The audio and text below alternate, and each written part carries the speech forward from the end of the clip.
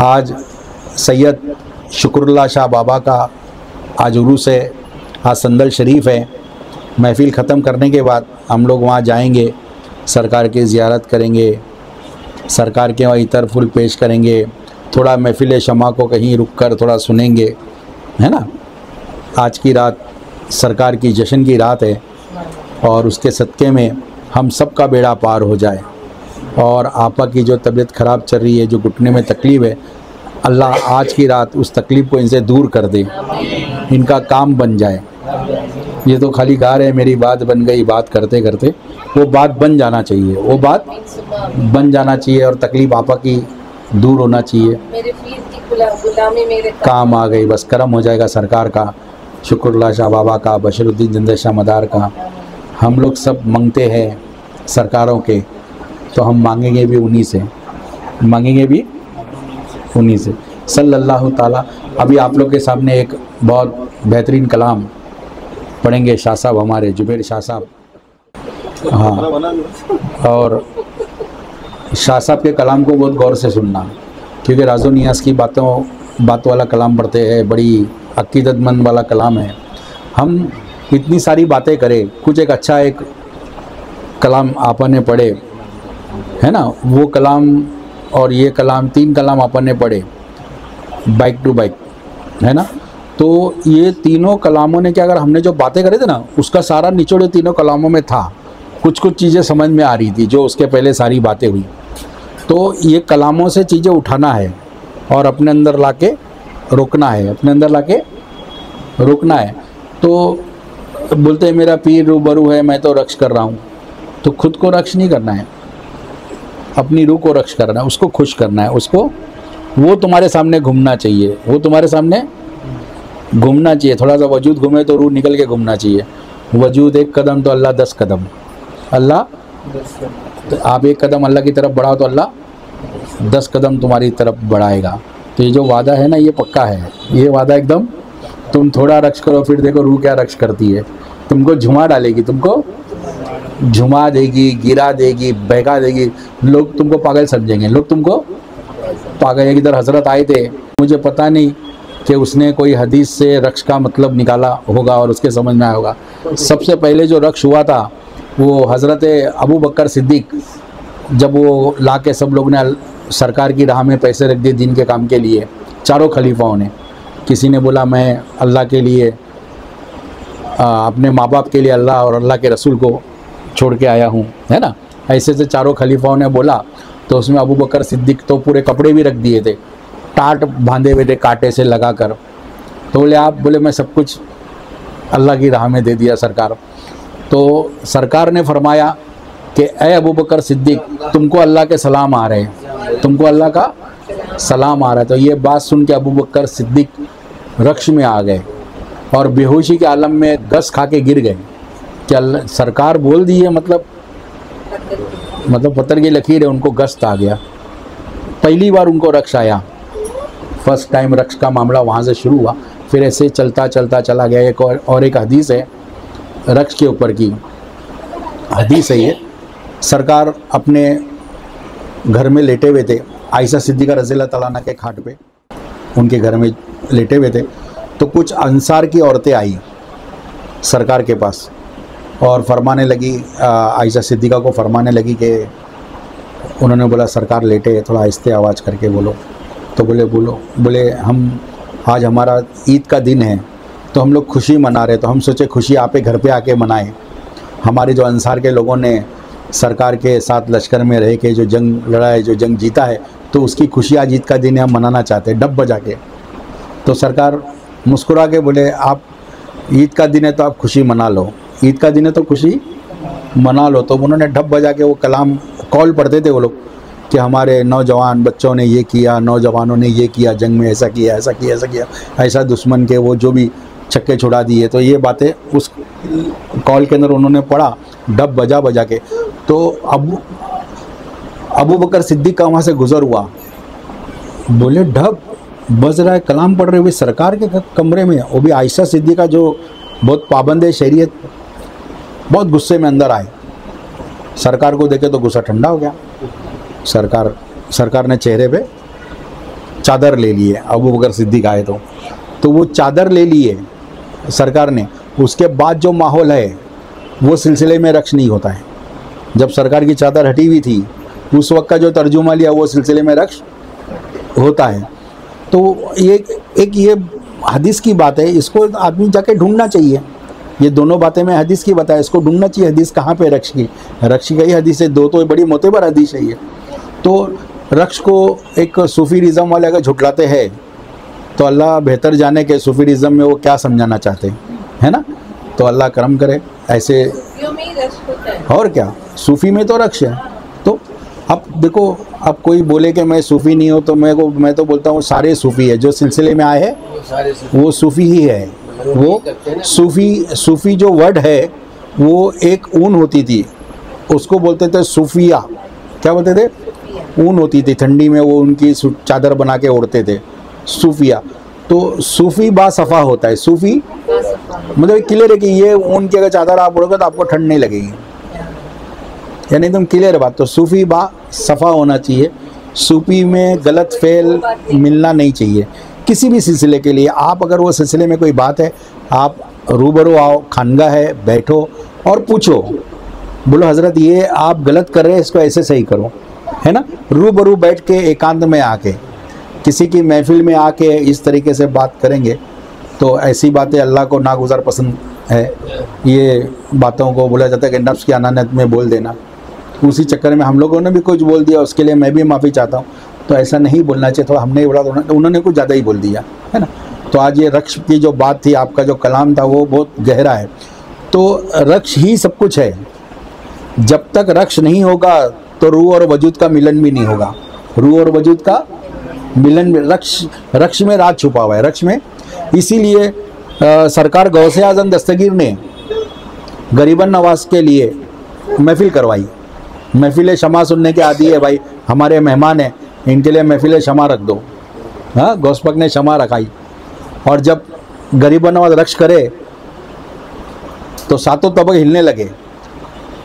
तो गौसे आज़म दस्तगीर ने अपने आसे से ज़मीन को कंट्रोल किया कि रक्ष में इसको घूम लेने दो, इसको झूम लेने दो, जब तक ज़मीन को संभाले रखा। हाँ, गौसे आज़म दस्तगीर ने। तो एक सामने कोई अल्लाह वाला आया है, उसकी तो दिलजोई होना चाहिए। वो तो ये भी कह सकते थे ना कि हमारे वहाँ रक्ष नहीं है, मन नहीं कर सकते आप, लेकिन वो नहीं। सल्लल्लाहु ताला अलैहि वसल्लम, या मेरे मौला मुश्किल कुशा वज़द में। हाँ, रक्ष है, वज़द है, कस्ब है, सब है। थोड़ा जगह तो आने के लिए, अंदर आ जाओ, बैठ जाओ इधर। सल्लल्लाहु ताला अलैहि वसल्लम। आज ऐसी कुछ बात याद है तो बोला अभी आप लोग के सामने एक बेहतरीन कलाम पढ़ेंगे हमारे जुबैर शाह साहब। आइए इधर। या मेरे मौला, या मेरे आका, या मेरे पाक के परवरदिगार। थोड़ा और जगह कर लो भाई, कोई एक आदमी आगे आ जाओ। अमन तू आ जाना बेटा, तो जगह लोगों हो जाएगी सब। आ जा बिंदास, तू तो अपने घर का बंदा है। हाँ, ऐसा आ जा, इधर ही बैठ बीच में मेरे मॉनिटर के सामने। मॉनिटर वो स्कूल में एक मॉनिटर होता ना, तो मैंने भी एक मॉनिटर लगा दिया मेरे लिए, मेरे पे वॉच करे। सल्लल्लाहु ताला अलैहि वसल्लम। तो अभी रक्ष की मैंने दो हदीस मैंने सुनाए, और रक्ष के बारे में लोगों का गलत ख्याल है, तो मैं माजरत चाहता हूँ। रक्ष भी होना चाहिए भाई। खुशी में अगर आप अपने पीर के खुशी में अगर झूम नहीं जाओगे तो खुशी का क्या एहसास, खुशी का क्या एहसास। वज़्न में आना, झूमना, ये सब अलामत है कि बंदा खुश हो गया है। बंदा मतलब वो कुछ पा लिया है। बोलते ना मैंने गल पा लिया, मैंने पंजाबी में बोलते हैं मैंने गल पा लिया। वो गल नहीं, लड़कियां गल नहीं, बात गल पा लिया। एक बात मैंने पा लिया और मैंने रक्ष। कोई एक चीज़ समझ में आती तो बंदा रक्ष करता है। जब तक वो चीज़ें टच नहीं होती ना तो बंदा रक्ष नहीं कर सकता है। वो टच हो गई तो रक्ष करता है। उसको वो चीज़ निकालना है, नहीं निकालेगा तो उसकी बॉडी गर्म रहेगी, रात को जिक्र गर्म रहेगा, सुबह लोगों से लड़ेगा, सुबह उसकी ज़ुबान में कड़कपन आ जाएगा, किसी को नुकसान हो जाएगा। उसको अपना रक्ष निकालने दो, उसको अपना जो वज़्द है वो कर लेने दो। कुछ टाइम की तो बात होती है, कुछ टाइम की। सरकार तभी तो बोले कि आज खुशी का दिन है, इनको डब बजा लेने दो। डब सरकार के घर में डब बजाया गया। और फिर सरकार जब मदीने आए तो मदीने वालों ने उनका डब बजा के स्वागत किया। ऐसी है ना बाप, उनका स्वागत डब बजा के किया सरकार का, कि सरकार, हम तो डब बजाते हैं भाई, सरकार ने भी इसको पसंद फरमाया है ना। तो आज जो डब की महफिल हम लोग करते, ये सोचे करते कि भाई सरकार ने इसको पसंद किया, सरकार ने इसको मना नहीं फरमाया, सरकार ने इसको मना नहीं फरमाया। और फिर उसके बाद जब गरीबन नवाज आए हिंदुस्तान में और उन्होंने देखे कि यहाँ के लोग भजन कीर्तन के शौकीन हैं, तो उन्होंने बोले भाई लाओ हारमोनियम, लाओ तुम्हारा जो भी है बजाने वाला, और उन्होंने बजा के कव्वाली को, सितार वगैरह मंगा के कव्वाली बजवाई उनसे। अब वो कव्वाली बजाए और कव्वाली गरीबन नवाज रहमतुल्लाह अलैह मोइनुद्दीन चिश्ती ने उस कव्वाली को ईजाद किया। कव्वाली को ईजाद किया, कैसे ईजाद किया? इल्म लदुनी से। इल्म, अगर आपके पास कोई ऐसा इल्म है जिससे आप ईमान, वो मतलब जिससे लोगों को सही रास्ते पे ला सकते हो, ईमान पे ला सकते हो, सिरातुल मुस्तकीम सीधे रास्ते पे ला सकते हो, तो आप उस इल्म को यूज़ करो। तो उस इल्म को बोलते हैं इल्म लदुनी, जो भटके हुए को रास्ते पे जल्द से जल्द लाया जाए, क्योंकि जितना दिन लेट आएगा उतना दिन वो कुफ्फारियत में ज़िंदगी गुजारेगा, है ना। उसको जल्दी से रास्ते पे लाए, तो उसके लिए इल्म लदुनी जिसने भी किया, उस इल्म लदुनी को लोगों ने माना, वलियों ने। जैसे कि गरीबन नवाज ने इल्म लदुनी से कव्वाली को जायज़ करार दिया गया, है ना। तबला, ढोलक, हारमोनियम ने तो ये कभी कोई बजाता नहीं। सरकार गरीबन नवाज के सदक़े में हम लोग को मिला है महफिल शमा, महफिल शमा, जिसमें सब कुछ बजाया भी जाता है, जुम्मा भी जाता है, और बहुत खूबसूरत बातें की जाती है पीरों के बारे में, मुरीदों के बारे में, अल्लाह रसूल के बारे में, वजूद की पहचान के लिए इल्म मारिफत, इल्म हकीकत, इल्म तरीक़त, ये सब का खुलासा कलामों में होता है। और मुरीदों का काम है उस खुलासे में ढूंढना अपने आप को कि ये चीज़ का मतलब क्या होगा। अगर मैं समझ जाऊँ, आप अगर ऐसे जिक्र करोगे 2 घंटा तो नूर एक टिपका बढ़ेगा। अगर आपको उसकी सच्चाई मालूम पड़ी तो नूर बढ़ने की स्पीड बढ़ जाएगी। वो 21 टिपके भी होगा, 71 टिपके भी होगा। आपको राज पता होगा, तो छुपा राज था जो बता दिया, तो वो राज समझने के बाद जो बात बनती है ना, तो कम जिक्र में ज़्यादा प्रॉफिट होता है। राज पता नहीं है तो ज़्यादा जिक्र, प्रॉफिट कम। अब मुझे पढ़ने में और मज़ा आता है। हाँ, तो ये जो मैंने रक्ष का, इसका, ये सब जो बातें किया हूँ, इस पर कोई नाराज मत होना, बहुत गहरी बातें हैं। इसको समझना है, खाली इसको समझना है। आज हम लोग इल्म मारिफत बोलते, हमारे समझ में नहीं आती है। इल्म लदुनी बोलते, समझ में नहीं आती है। इल्म लदुनी का एक तर्जुमा है, वो मूसा अलैहिस्सलाम और कौन है वो, खिज़र अलैहिस्सलाम का वाक़या है कि वो जाते हैं, एक बच्चा आता है, उसी गर्दन उड़ा देते, एक कश्ती होती है, उसको तोड़ देते, उसमें पानी भर जाए, नहीं तो यहाँ का जो राजा है वो बहुत जालिम है, वो तुम्हारी कश्ती छीन के लेके जाएगा। तो वो जो कश्ती में सुराख है ना, अपने वजूद को कमज़ोर करने से मुराद है। वजूद को, कश्ती में जो सुराख वाला वाक्य है, वो वजूद को कमज़ोर करो। जब तक ये वजूद कमज़ोर नहीं होगा, मजबूत होगा, तो शैतान उचक के ले जाएगा। वजूद को कमज़ोर करो, वजूद को कमज़ोर करो। अच्छा, इल्म लदुनी ऐसे और भी कई बुज़ुर्गों ने करा।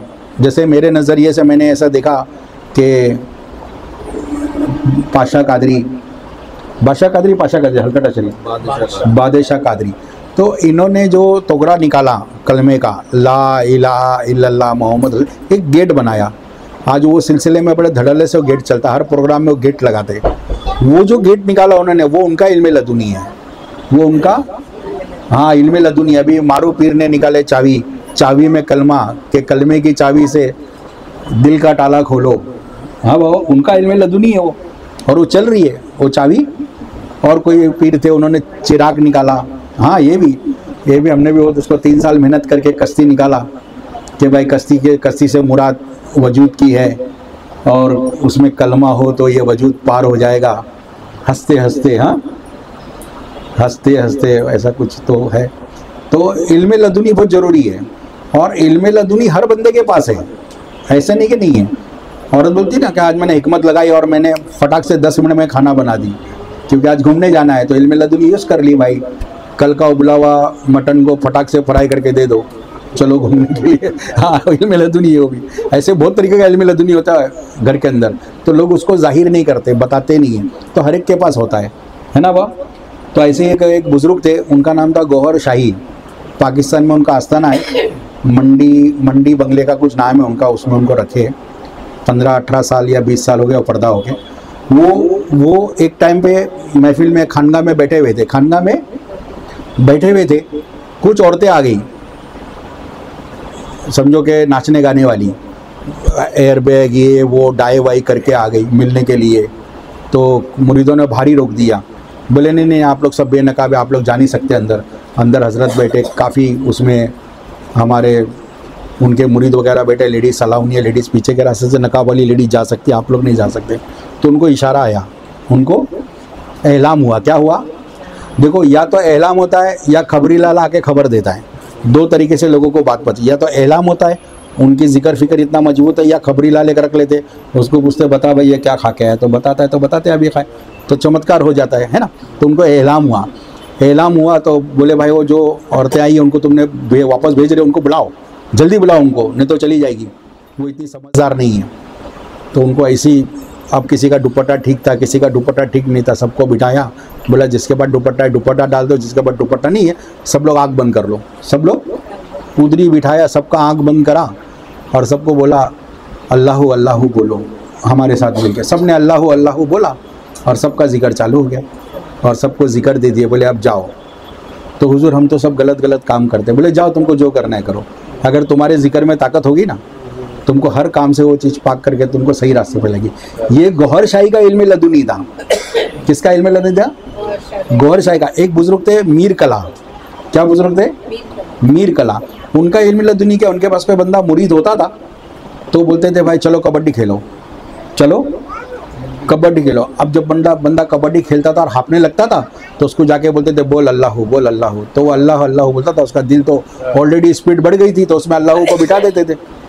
वो उनका इल्म लदुनी था। एक और बुजुर्ग थे, उनका मुझे नाम याद नहीं है, उनके पास मुरीद हो जाओ गांव में बैठते थे, मुरीद करते थे और बोलते थे चलो जरा बाहर निकलो, कुत्ते पीछे लगेंगे तो भागना जोर से, यहाँ से तुम कुत्ते पीछे लगते संभाल के जाना।